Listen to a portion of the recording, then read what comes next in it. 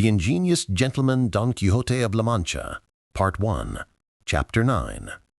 in which the stupendous battle between the gallant Basque and the valiant Manchegan is concluded and comes to an end. In Part 1 of this history, we left the brave Basque and the famous Don Quixote with their swords raised and unsheathed, about to deliver two downstrokes so furious that if they had entirely hit the mark, the combatants would have been cut and split in half from top to bottom and opened like pomegranates. And at that extremely uncertain point, the delectable history stopped and was interrupted, without the author giving us any information as to where the missing parts could be found.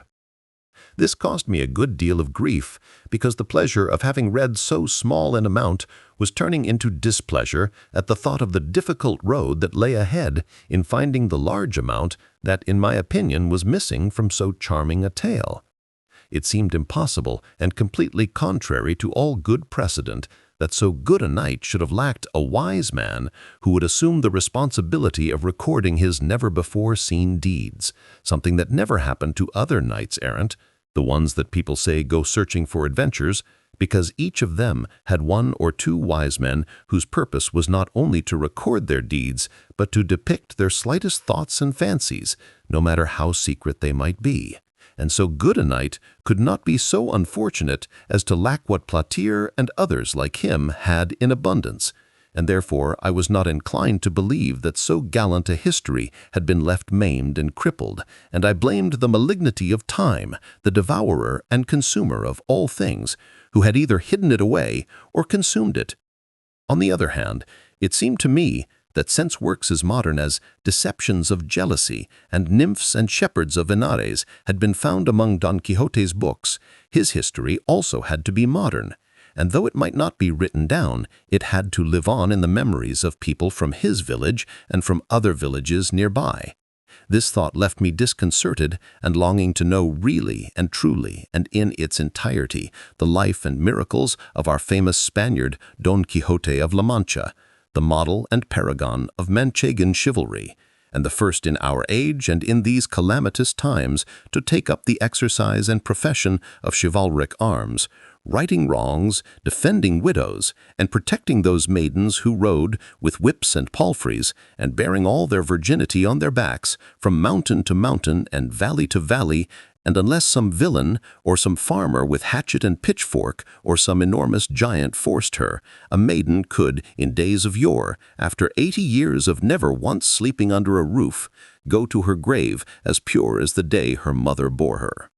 I say then that for these and many other reasons, our gallant Don Quixote of La Mancha is deserving of continual and memorable praise, as am I, on account of the toil and effort I have put into finding the conclusion of this amiable history, though I know very well that if heaven, circumstances, and fortune do not assist me, the world will be deprived of the almost 2 hours of entertainment and pleasure the attentive reader may derive from it.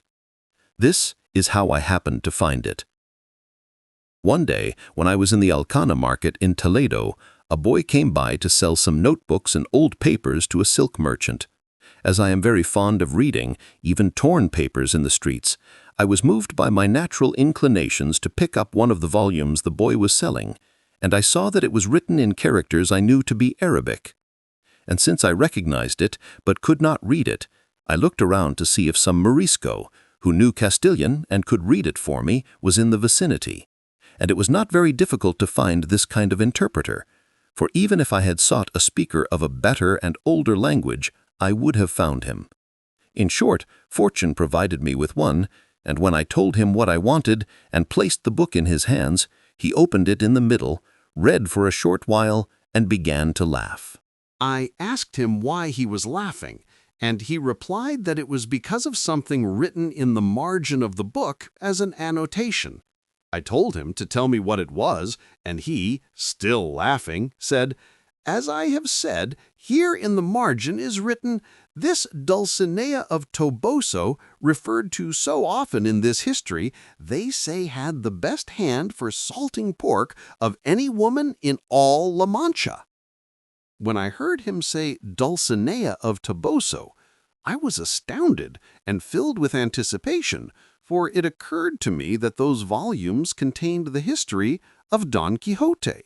With this thought in mind, I urged him to read the beginning, which he did, extemporizing a translation of the Arabic into Castilian and saying that it said, "History of Don Quixote of La Mancha, written by Sidi Hamete Benengeli, an Arab historian."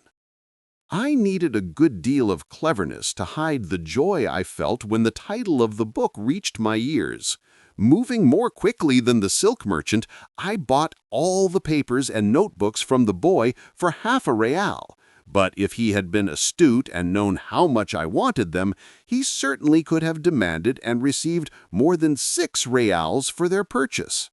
I immediately went with the Morisco to the cloister of the main church and asked him to render the journals, all those that dealt with Don Quixote, into the Castilian language, without taking away or adding to them, offering him whatever payment he might desire. He was satisfied with 2 arrobas of raisins and 2 fanegas of wheat, and he promised to translate them well and faithfully and very quickly.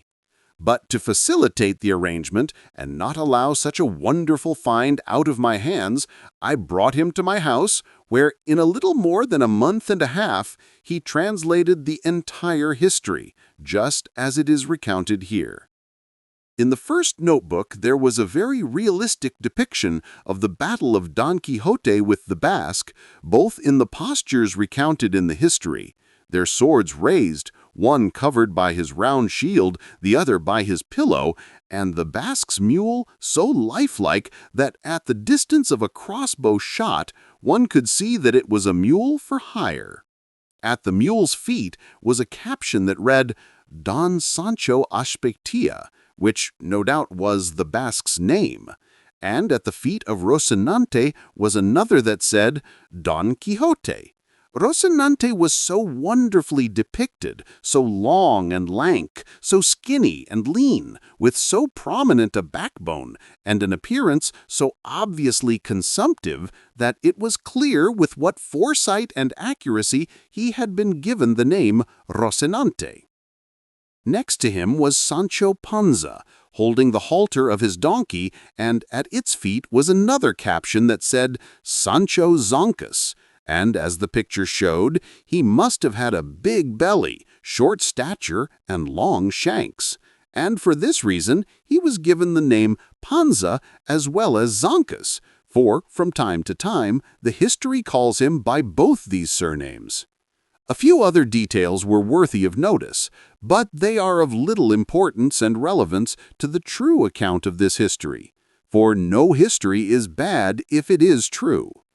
If any objection can be raised regarding the truth of this one, it can only be that its author was Arabic, since the people of that nation are very prone to telling falsehoods. But because they are such great enemies of ours, it can be assumed that he has given us too little rather than too much. So it appears to me, for when he could and should have wielded his pen to praise the virtues of so good a knight, it seems he intentionally passes over them in silence. This is something badly done and poorly thought out, since historians must and ought to be exact, truthful, and absolutely free of passions. For neither interest, fear, rancor, nor affection should make them deviate from the path of the truth, whose mother is history, the rival of time, repository of great deeds, witness to the past, example and advisor to the present, and forewarning to the future. In this account, I know there will be found everything that could rightly be desired in the most pleasant history, and if something of value is missing from it, in my opinion, the fault lies with the dog who was its author, rather than with any defect in its subject. In short, its second part, according to the translation, began in this manner. with the sharp-edged swords of the two valiant and enraged combatants held and raised on high. They seemed to threaten heaven, earth, and the abyss, such was their boldness and bearing. The first to strike a blow was the choleric Basque, and he delivered it with so much force and fury that if his sword had not turned on its way down, that single blow would have been enough to end this fierce combat and all the adventures of our knight. But good fortune, which had greater things in store for Don Quixote, twisted the sword of his adversary, so that although it struck his left shoulder, it did no more than tear through the armor along that side, taking with it, as it passed, a good part of his helmet and half an ear, both of which, in fearful ruin, fell to the ground, leaving him in a very sad state. Lord save me, who can accurately tell of the rage that now filled the heart of our Manchegan when he saw himself so mistreated? Suffice it to say, it was so great that he stood again in the stirrups, and, grasping his sword in both hands, he struck his opponent with so much fury, hitting him square on his pillow and his head, that despite those good defenses, and as if a mountain had fallen on him, the Basque began to bleed from his nose, mouth, and ears, and to show signs of falling off the mule, and he would have fallen, no doubt, if he had not thrown his arms around the animal's neck, but even so his feet slipped out of the stirrups, and his arms loosened, and the mule, terrified by the awful blow, began to run across the field, and after bucking a few times, threw his rider to the ground. Don Quixote watched very calmly, and when he saw him fall, he leapt from his horse, raced over to him, placed the tip of his sword between the Basque's eyes, and ordered him to surrender, or else he would cut off his head. The Basque was so stunned he could not say a word, and he would have come to a bad end, given Don Quixote's blind rage, if the ladies in the carriage, who until that moment had watched the battle with great dismay, had not approached him and implored him most earnestly that he do them the favor and grant them the boon of sparing the life of their squire. To which Don Quixote responded with pride and gravity, "Certainly, beauteous ladies, I am very happy to do as you ask, but it must be with a condition and a stipulation, and it is that this knight must promise to go to Toboso and present himself on my behalf to the peerless Doña Dulcinea, so that she may do with him as she pleases."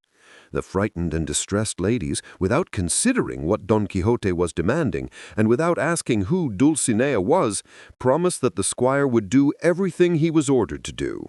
"With confidence in that promise, I shall do him no more harm, although he so richly deserves it."